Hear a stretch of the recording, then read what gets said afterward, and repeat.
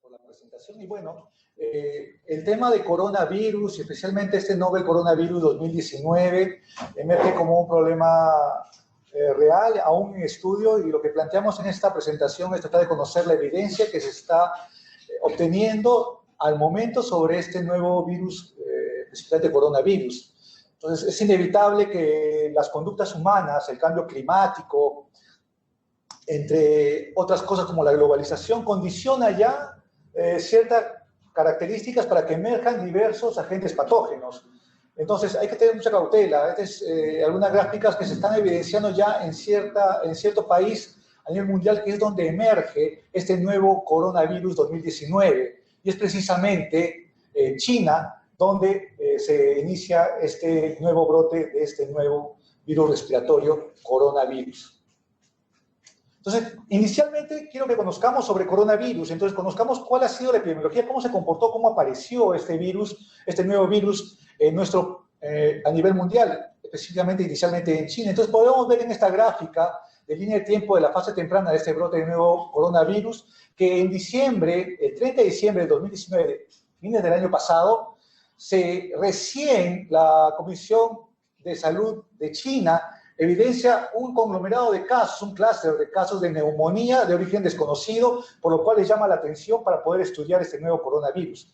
Como podemos ver en esta gráfica, en este estudio publicado en Lancet, podemos ver que desde inicios de diciembre ya se reportaban casos de coronavirus, de este nuevo coronavirus. Sin embargo, no fue hasta pasado la quincena del mes de diciembre de 2019, cuando ya se formó estos clústeres, ya se identificó muchos más casos y ya se puso la alarma. Y no fue la alerta epidemiológica, como mencionamos, a fines de diciembre, y recién ya analizando los casos, se pudo objetivar que un foco muy relacionado al origen de este nuevo coronavirus estaba enfocado en un mercado principalmente de comida marina, ¿no? En Huanan, en China, ¿no? Entonces, posteriormente esa identificación, pues, procedieron a cerrar como debe corresponder ante este brote de neumonías severas que se presentaban en los cuadros, que inicialmente, como mencionamos, pudo ser aislado, quizá antes capaz había, pero eran muy aislados. Sin embargo, ya a fines de diciembre, de la quincena, ya se objetivaba un buen grupo y no fue hasta mucho más adelante, a inicios del año, cuando ya se identificó. Y como pueden ver, además, aprovechando esta gráfica, podemos ver que la mayoría de casos pues estaba relacionado a exposición en este mercado, o sea, que se contagiaron probablemente en este mercado. Sin embargo, en azul podemos ver que también habían algunos que no, lo cual ya nos pone a plantear también la posibilidad de que estos hayan sido contagiados ya por contacto con otras personas o fuera de este mercado. Porque veremos cuál es el origen probablemente de cómo un virus que probablemente está mucho más en la comunidad, en animales, pasa a ser un virus de humanos. Entonces, eso es lo que es actual. Entonces, ya hablábamos que iniciaba epidemiológicamente a nivel de China, y es donde se reportan en la actualidad la mayoría de casos. Como podemos ver en esta gráfica, este es un reporte del día de ayer de la OMS, en la cual pueden ver que ya se reportaban casos confirmados prácticamente a nivel global, pasaban los 6.000 casos, y en China eran prácticamente más de 5.000 casos confirmados, ¿no? Y 132 muertes hasta el momento reportado. Y fuera de China ya había 68 casos confirmados y 15 ciudades que estaban comprometidas. Como pueden ver acá, ya se expandió, hablamos de un mundo globalizado, es algo favorable la globalización de nuestro mundo, sin embargo también nos condiciona a que se pueda diseminar de una manera rápida si no se toman las medidas de precaución respectivas. Entonces puede conllevar a problemáticas en distintos países, y lógicamente las limitaciones de cada país puede hacer de que este brote exacerbe o se complique mucho mayor. Entonces hay brotes ya, casos reportados en Norteamérica, en Estados Unidos principalmente, y Canadá, en Australia, en Oceanía, a nivel de Europa, en Francia, en Alemania, en la Unión de Emiratos Árabes también se han reportado, y ciudades asiáticas próximas también a China.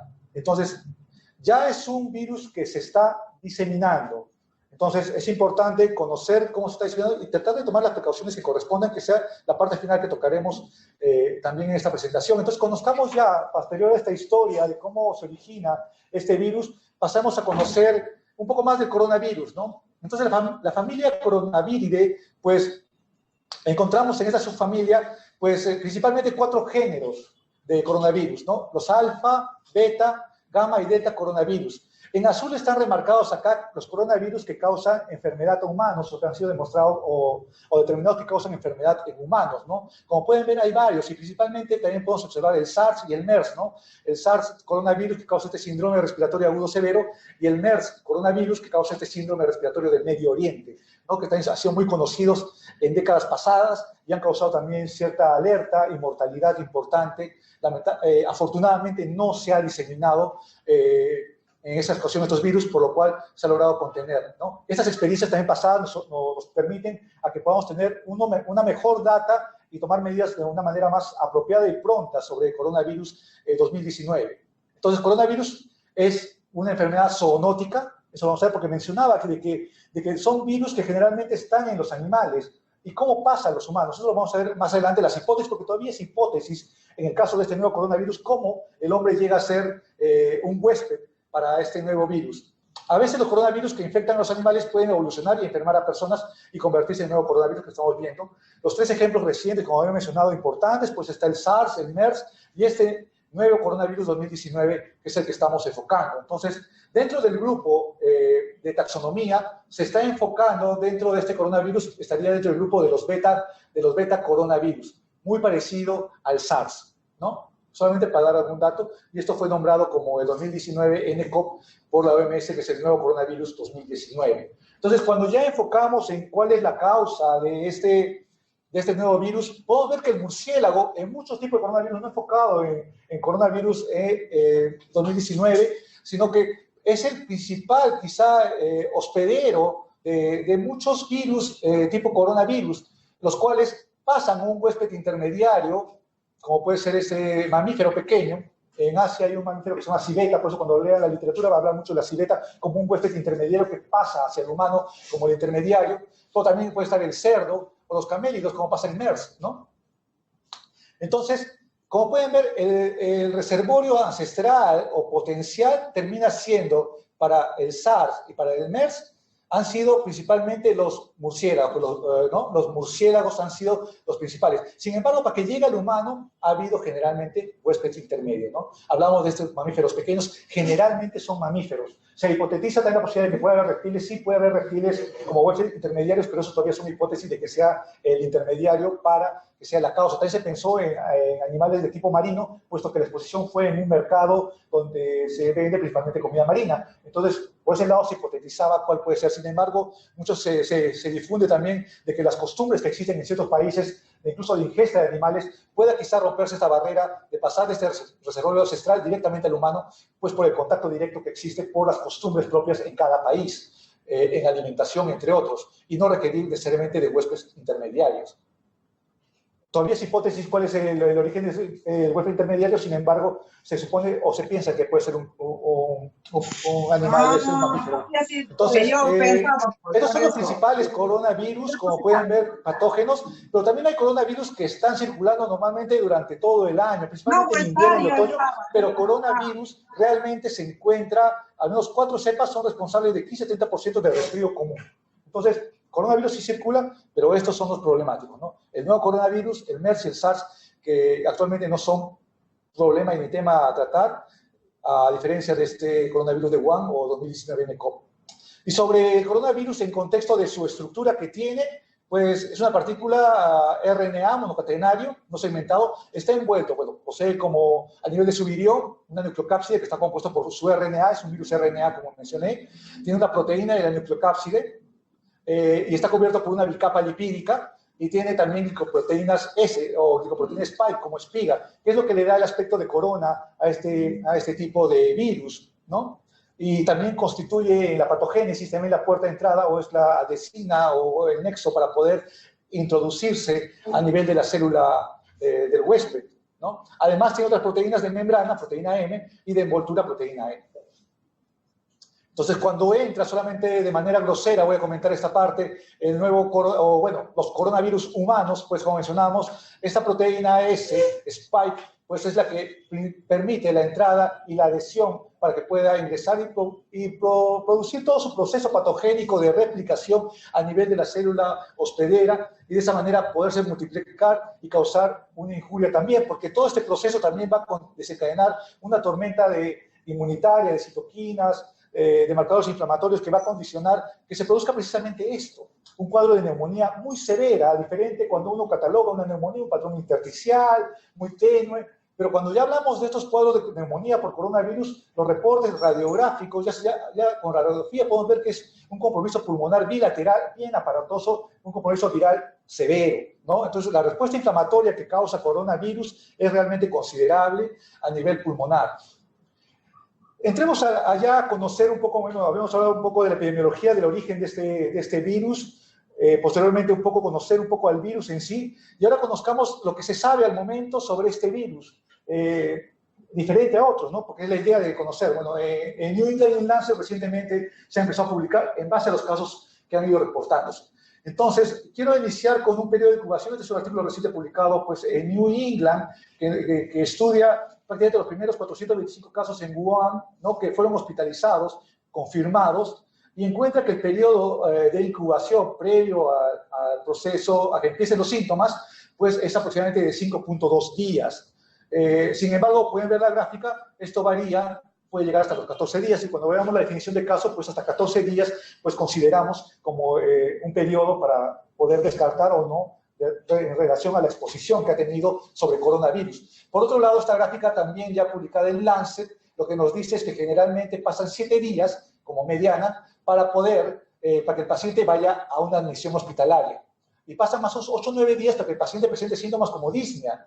Y más o menos 10 días para que el paciente ya tenga un cuadro de síndrome del distrés respiratorio agudo severo, ¿no? Y entre el día 10 y 11 ya el paciente estaría pasando a una unidad de cuidados intensivos. Lógicamente no todos siguen esta cronología. Como pueden ver los porcentajes, prácticamente a admisión, el 100% acude, bueno, de estos casos, tuvieron disnea prácticamente la mitad, el 51%, distrés respiratorio el 27%, y fueron admitidos en UCI un 39%, ¿no? O sea, prácticamente la mitad presentó disnea, y de estos la mitad hicieron ya cuadro respiratorio que requirió cuidados a nivel de UCI. Epidemiológicamente, nosotros trabajamos en el centro pediátrico, la verdad que ya hay 2 estudios, los 2 publicados en Lancet y en New England, pues no encuentra en pacientes pediátricos al momento reportes. Se reporta generalmente en personas mayores, de grupos etarios mayores, y como pueden ver, 25-49 años quizá acá sea el principal núcleo de grupos etarios. En esta gráfica publicada en New England también encuentro una mediana edad de 56 años en un rango entre 26 y 82. Bueno, estos son, en este artículo de New England hace un análisis demográfico, antes del 1 de enero, posterior entre el 1 y el 11, y entre el 12 al 22 de enero. Sin embargo, en grupos etarios, pues como pueden ver, la edad 56, 60, 71 es una edad mayor, los pacientes que presentan estos cuadros de neumonía severa. Entonces hay que tener cuidado en nuestros adultos mayores, en todo caso, porque son la mediana. No, las variables hay personas de 15 años, o sea, no estamos diciendo de que sean los adultos mayores, pero la mediana al menos va para ese grupo. Y también cuando lo dividen por grupos pueden encontrar que el 51% de los casos prácticamente el 50% eran pacientes entre 45 y 64 años. En cuanto al sexo, pues un poco mayor quizás a varones, pero no parece que haya mayor implicancia o diferencias porque las poblaciones son pequeñas.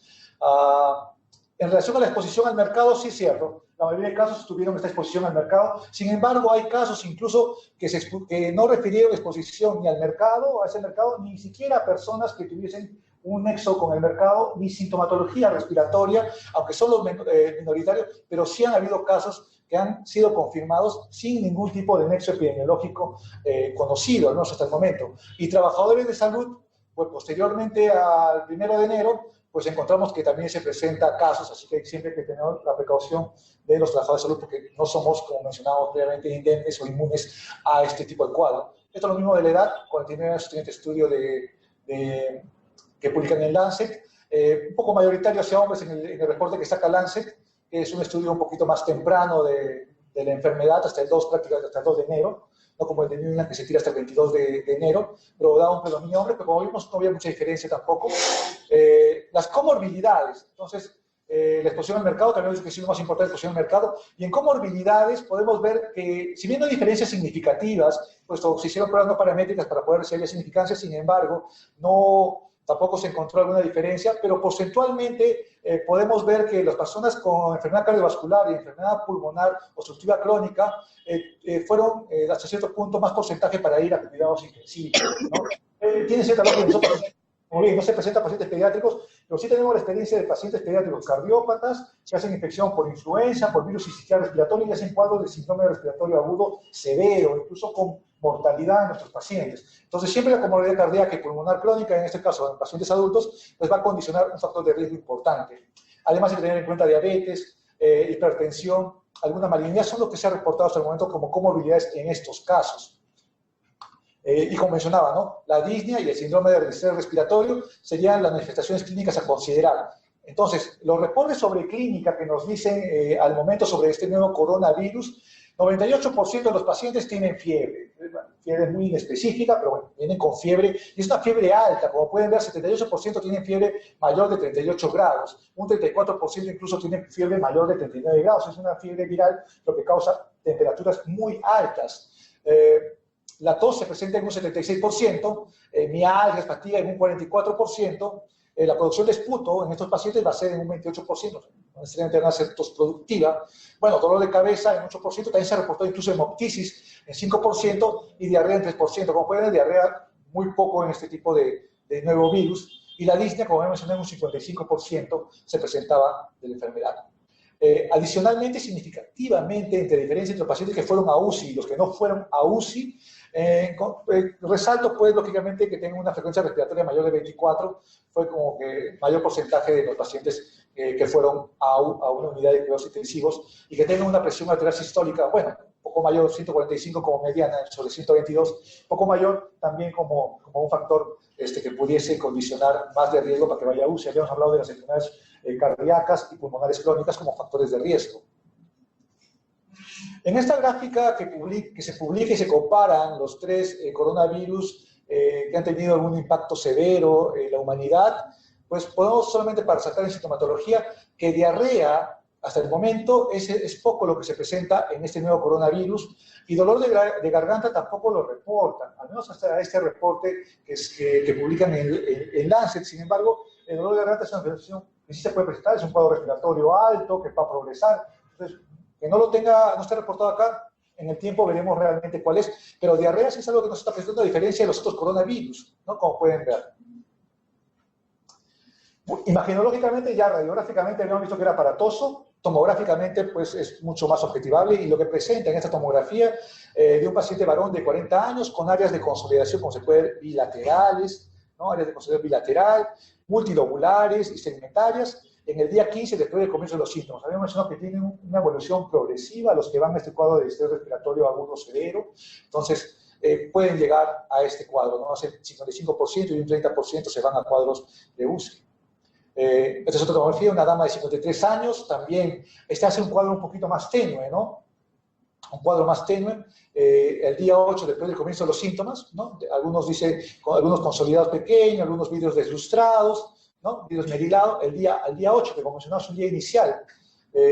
Sin embargo, ponen que al día 12 de los síntomas ya empieza a desaparecer en este caso, y solamente se evidencian algunas imágenes en vidrios deslustrados. La evolución es muy variable. De esto, como decimos, los cuadros virales tienen un ciclo de vida, y cuando hacen cuadros de estrés respiratorio, pues el soporte ventilatorio termina siendo una pieza angular en el tratamiento, y lo comentaremos más adelante. Complicaciones que han sido reportadas sobre este nuevo coronavirus, pues el síndrome de distrés respiratorio, pues es lo que acabamos de mencionar, en un 29% acá, el 85% de los que van a UCI, y menos, lógicamente, los que no van a UCI, no gustan con este cuadro.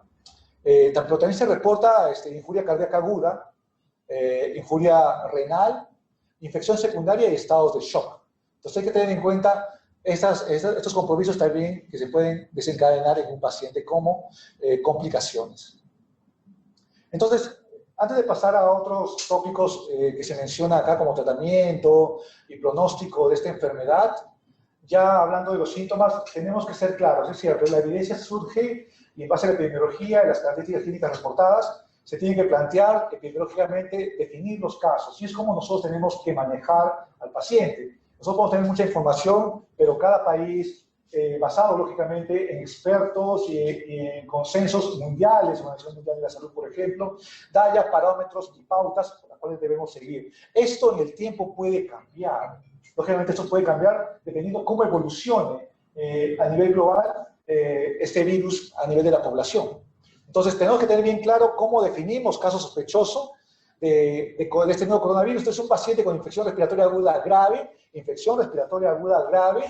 bueno, fiebre superior a 38 grados, tos, dificultad respiratoria, que requiere ingreso hospitalario y sin otra etiología que explique el cuadro clínico respiratorio y además tenga el nexo epidemiológico, una historia de viaje o residencia en Ciudad de Wuhan, ¿no? Provincia de Hubei, en China, en los 14 días previos al inicio de los síntomas relacionados al periodo de incubación. Esto debe ser un parámetro para considerar si que realmente puede venir de esa zona, pero tiene que tener este periodo para poder considerar si encaja dentro de la definición de caso sospechoso.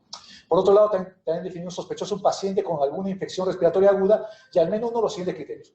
Que tenga, pues, un contacto cercano que esté confirmado o sea probable de este nuevo coronavirus en los 14 días previos al inicio, que haber visitado o trabajado en un mercado de animales vivos en Wuhan, ¿no? En los días 14 también previos, haber trabajado o asistido a un centro de atención médica en los 14 días previos al inicio de los síntomas en los que se informaron pacientes con infección hospitalaria relacionados a este nuevo coronavirus. Entonces, no solamente es la clínica al momento, sino también el nexo epidemiológico importante y el periodo de incubación que se está considerando hasta el momento para poder catalogar este nuevo coronavirus como un caso sospechoso. El caso probable, pues termina siendo el caso sospechoso, pero que tiene alguna prueba de laboratorio para este nuevo coronavirus que sea indeterminada, o que cuente con una prueba positiva que sea para pan-coronavirus, ¿no? Lógicamente no es la prueba adecuada a las que se usan convencionalmente, porque son para los coronavirus convencionalmente circulan, porque requiere una prueba molecular para poder especificar o genotipificar realmente este coronavirus nuevo 2019. Y el caso confirmado por una persona con confirmación de laboratorio de este nuevo coronavirus, independiente de los síntomas que tenga. O sea, si tiene un resultado positivo, es definitivamente ese coronavirus y es independiente y se deben tomar las precauciones correspondientes en ese paciente. Y el laboratorio es lo que hacemos, ¿no? Entonces, el personal del laboratorio debe obtener la muestra con hisopado nasal y faríngeo en los casos de Irak, no hablamos de cualquier cuadro respiratorio, cuadros de Irak, que se encuentren dentro de los 7 primeros días de enfermedad. En el caso de Irak que ingrese a cuidados intensivos, ¿no? En esos casos el hisopado, la primera oportunidad es independientemente del tiempo de enfermedad, en un paciente que va a cuidados intensivos, ¿no? Esta es la ficha epidemiológica que generalmente usamos. Pasando a otro punto ya sobre los reportes en relación a este nuevo coronavirus, sobre el tratamiento y desenlaces. Entonces, como pueden ver, 93% le dieron tratamiento antiviral. En este reporte habla mucho de oseltamivir. Oseltamivir es un antiviral que se usa mucho para virus influenza, ¿no? Además, usaron antibiótico-terapia, en un 100%. Bueno, es conocido que, por experiencia en otros virus, la injuria que causa la lesión de mucosa que condiciona una infección viral puede predisponer a que se sobreagregue una infección bacteriana. Y ante la severidad del cuadro, pues probablemente se haya aplicado en exceso de una manera muy preventiva, muy cautelosa, de usar antibiótico-terapia con o sin evidencia microbiológica. Uso de corticoides lo usaron solamente en un 22%, probablemente es una respuesta inflamatoria como hemos visto severa, y probablemente el corticoide puede tener una implicancia para que no estalle de alguna manera, si no los corticoides también tienen un efecto inmunosupresor, así que tiene que ser manejado con mucha cautela. Incluso algunos tuvieron que llevar a terapia de reemplazo renal, porque hablamos que algunos hacen falla renal, entonces hay que tener cuidado de tener los equipos para terapia de reemplazo renal, porque sería la medida con la cual lo salvaríamos al paciente. Y el soporte oxigenatorio que termina siendo vital en los pacientes que van a UCI. Sobre tratamiento, esto es lo que se habla sobre agentes coronavirus, principalmente la experiencia sobre MERS y SARS, ¿no? Y la ribavirina, el interferón, incluso inhibidores de proteasa que se usa en VIH, se plantean o se han planteado como alternativas terapéuticas. Sin embargo, la evidencia es muy baja para poder recomendar, así que al momento no hay terapia específica para SARS, en este caso para no SARS, o otros coronavirus, incluido este nuevo coronavirus. Si se está trabajando para encontrar algo nuevo. De mismo modo, con situación de vacunas. El manejo sintomático de soporte constituye el tratamiento para pacientes infectados con coronavirus humano. Entonces, ahí es importante que tengamos nuestros equipos bien entrenados y capacitados para dar el soporte ventilatorio si es que nuestro paciente hace una neumonía severa que lo lleve a una unidad de cuidados críticos y el soporte ventilatorio y hemodinámico sea su principal herramienta terapéutica. Y sobre mortalidad, hasta el momento, como pueden ver, el MERS y el SARS, el MERS incluso llegó a una mortalidad de 30-40%, SARS entre 9 y 16%, pero este nuevo coronavirus hasta el momento se encuentra un 4% como la frecuencia de mortalidad o fatalidad que puede tener. Este RO es un número reproductivo básico, que es el número de personas que a partir de una persona enferma pueden ser infectadas, ¿no? Entonces, eso se va calculando, entonces podemos ver de que el nuevo coronavirus tiene más o menos un RO de 1.4 a 2.5, quiere decir que una persona enferma puede transmitir probablemente a 2.5, entre 1.4 a 2.5 personas, ¿no? Diferente a otras enfermedades, como rubiola, que de ocurrir el caso puede tener de entre 5 a 7 personas, ¿no? Eso es lo que nos dice el RO. Por otro lado, lo que quería comentar para entrar a la parte de prevención, en esta gráfica lo único que quiero mencionar es que en SARS y en MERS, 58% de los casos resultaron de transmisión nosocomial, en el caso de SARS. En MERS, 70% de los casos resultaron de transmisión nosocomial. No me refiero de transmisión nosocomial a transmisión hacia personal de salud. Me estoy refiriendo a que ocurre las medidas de precaución intrahospitalaria, de aislamiento, son relevantes para combatir o prevenir la diseminación del virus y por ende la mortalidad de nuestros pacientes. Más aún si tratamos pacientes hospitalizados con múltiple comorbilidad y comorbilidad severa, que de por sí ya los condiciona a que hagan una forma severa y letal. Y volvemos a nuestras medidas básicas, ¿no? Estos letreros son los clásicos letreros de precauciones adicionales a las estándar que usamos ante ciertos patógenos, precauciones de contacto, precauciones de gotas y precauciones respiratorias. Muy teóricamente, precauciones de contacto lo usamos pues, en gérmenes multiglobos resistentes, precauciones respiratorias en tuberculosis y precauciones de gotitas pues, en virus respiratorios. Es lo que generalmente se hace actualmente en el contexto del nuevo coronavirus. Estas son recomendaciones de OMS y de CDC de Estados Unidos que nos hablan en relación a las precauciones a considerar, ¿no? Entonces, ¿qué nos dice para el MERS? Precauciones de contacto y de gotitas, ¿no? ¿Qué nos dice para el virus de la influenza aviar? Contacto y gotas. ¿Qué nos dice para la influenza estacional, la común influenza que tenemos? Solamente precauciones de gotitas, ¿no? Entendiendo que precauciones de gotitas, además de las estándares de higiene de manos, es usar la mascarilla simple, no el respirador N95. A diferencia de las precauciones aéreas, como pueden ver acá en MERS. En MERS, OMS no sugiere usar precauciones respiratorias. Sin embargo, la CDC sí lo considera. Del mismo modo en aviar, consideran que sí debería usarse. Y esto también tiene alguna explicación y algunas condiciones en las cuales sí debería usarse. Entonces, hay que diferenciar que las precauciones de gotas de las respiratorias, que es lo muy teóricamente usamos. La mascarilla convencional simple, quirúrgica, del respirador N95, ¿no? Que generalmente lo usamos en tuberculosis, es lo más común en nuestro país. Sin embargo, existen condiciones potenciales para generar aerosoles. Entonces, generalmente cuando uno habla de transmisión de gotitas, habla del estornudo, que puede de alguna manera expandirse hasta 1 metro de distancia, y esto puede causar una contaminación, pero no va a estar en el aire flotando, no genera un aerosol. Pero si genera un aerosol, ya hablamos de que puede estar flotando, y el riesgo de la mascarilla, podemos requerir una mascarilla mucho más importante como un respirador 95. Entonces, ¿hay procedimientos médicos generadores de aerosoles? Sí los hay. Entonces, en esos casos debemos usar respirador 95. Y esos son los siguientes que pueden ver. Cuando se hace una broncoscopía, una reanimación cardiopulmonar, cuando está en ventilación no invasiva, intubación traqueal, ventilación manual, se hace esputo inducido, se nebuliza al paciente, entre otros. Debemos tener muy en cuenta estas características porque aquí sí, quizá el uso de un respirador 95 sí sea muy importante. Es cierto, algunas medidas probablemente mientras se conoce todavía el mecanismo de transmisión, que se presume como la mayoría de virus debería ser por gotas y debería bastar con un respirador simple, una mascarilla simple, perdón. En algunos casos, si se cuenta con un paciente altamente sospechoso, que cuenta con criterios de sospechoso, puede usarse el respirador 95 en esos casos. Eso se debe conversar con los sectores de epidemiología para ver la medida. Y es que las transmisiones de los virus respiratorios en establecimientos de salud, como pueden ver, es una transmisión, puede ser directa, porque como el paciente estornuda, sus gotitas ya están impregnadas, está colonizado, nosotros vamos a examinarlo, y si no tomamos las precauciones adecuadas, nos vamos a transmitir. Si nos metemos la nariz, las manos a la nariz o a los ojos, pues nos vamos a estar contagiando y transmitiendo. La transmisión puede ser indirecta si tocamos pues, un vaso o algo que es del paciente y que el paciente lo ha contaminado. También nos podemos estar contaminando. Del mismo modo, la vía de las gotitas, si así nos estornuda directamente, o si es que hacemos un procedimiento que genera aerosoles y no tomamos las precauciones respectivas, ¿no?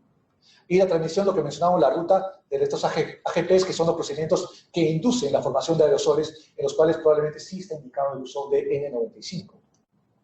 Sin embargo, lo más relevante, y esta es una nueva oportunidad después de la influenza pandémica 2009, pues debemos reforzar nuevamente que en población, incluso a nivel hospitalario, al estornudar, usar pañuelos desechables, cubrirnos con el antebrazo al toser, lavarnos frecuentemente las manos, hacer una rutina de higiene de mano, son las medidas relevantes en toda infección viral, especialmente respiratoria.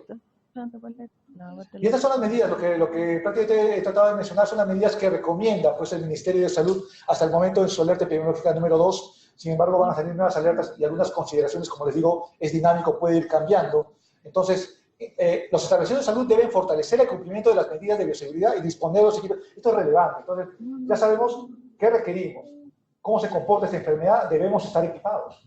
Porque si no, el paciente tiene alto riesgo de fallecer, porque si nos presenta un cuadro severo. Entonces, debemos, de alguna manera, implementarnos tanto para equipos laboratoriales como de bioseguridad, como para dar el soporte de tratamiento. Intensificar una nueva vez las medidas de prevención contra diferentes virus respiratorios, hablábamos de la higiene de manos, ¿no? Principalmente, y las precauciones estándar, ¿no? La higiene de manos, uso de protectores correspondientes, la higiene respiratoria, cubrirse al estornudar con el antebrazo, usar pañuelos, lavado de manos, descarte seguro del material cortopunzante, y para el personal de salud, fortalecer el seguimiento de las precauciones estándar que incluye la higiene de manos y respiratoria, tenemos que intensificar porque lamentablemente estas son conductas que no se aplican al 100% en diversas instituciones y como hemos visto en MERS y en SARS hay una experiencia de que alto porcentaje de casos se dio por transmisión intrahospitalaria. Entonces, si no se toman las medidas, lógicamente va a aparecer un caso y ese caso se va a multiplicar fácilmente en más casos, causando más mortalidad porque no pudimos prevenir. Porque con prevención es la principal manera como podemos de alguna manera contener que se disemine esta infección en nuestras instituciones. Uso constante de equipos de protección para personal, eso es importante. Asegurar adecuada limpieza y desinfección de los ambientes. Esterilización y desinfección de dispositivos, porque habíamos hablado de los fomites, entonces hay que desinfectarse. Y el manejo adecuado del ambiente y de los desechos, porque esto puede quedarse impregnado por unas partes y podemos transmitirnos también por esa vía. Y bueno, sobre la alerta, en algunos países ya ponen, incluso si viajan a zonas de riesgo, cuidado con los alimentos crudos, personas con síntomas de enfermedades respiratorias y contacto con animales que se pueda tener. Y también nuestra institución también pone ciertas medidas en contexto de nuestros viajes internacionales que puede haber, o de los pacientes que llegan de zonas endémicas a nuestro país, ¿no? Entonces, promover entre los viajeros la búsqueda de atención médica en el caso de que presenten sintomatología compatible con cuadro respiratorio, ¿no? Con cuadro respiratorio o que haya tenido antes este cuadro, durante o después del viaje internacional, especialmente si estuvieron en países donde se han presentado casos, ¿no? De mismo modo, promover entre los viajeros que arriban o salen del país medidas para reducir el riesgo de infección respiratoria, que son siempre el higiene de manos y el higiene respiratorio. Y en viajeros con destino a Ciudad de Wuhan, bueno, evitar el contacto con individuos que presenten enfermedades respiratorias, evitar consumir. Estas cosas están cambiando dinámicamente. En China están tomando otro tipo de medidas ya para combatir y para contener la diseminación del brote, de cuarentena, entre otras medidas que son diferentes a las que se están tomando en otros países, por lo que habíamos mencionado de su diseminación.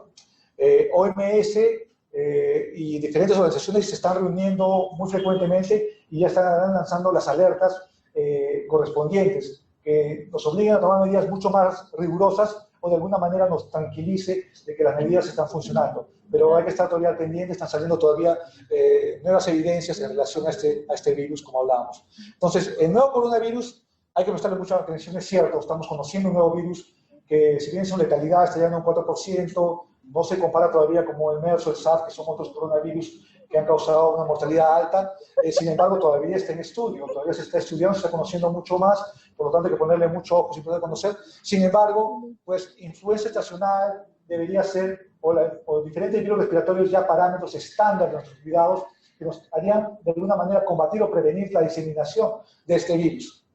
¿no? Porque las medidas de prevención son las mismas, como hemos visto, salvo algunas situaciones adicionales que, como mencionaba, van muy enfocadas al conocimiento de un nuevo virus, que cuando se sepa cuáles son sus características finales, pues capaz se comporta como una influenza pandémica, que como podemos ver, la influenza pandémica pues circula comúnmente a nivel del mundo y en nuestro país, y las medidas de precaución terminan siendo las mismas, lógicamente con ciertas consideraciones en algunos pacientes de riesgo.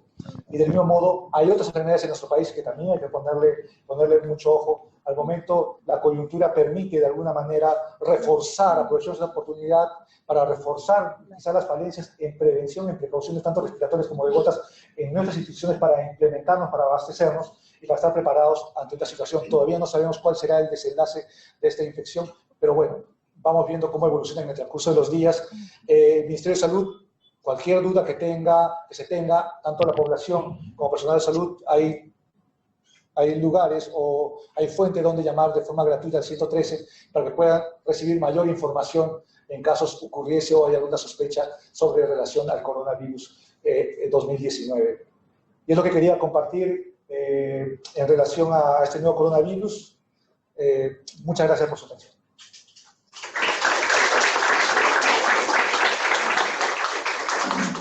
Si hubiese alguna pregunta, con gusto de poder absolverla, espero estén al pendiente.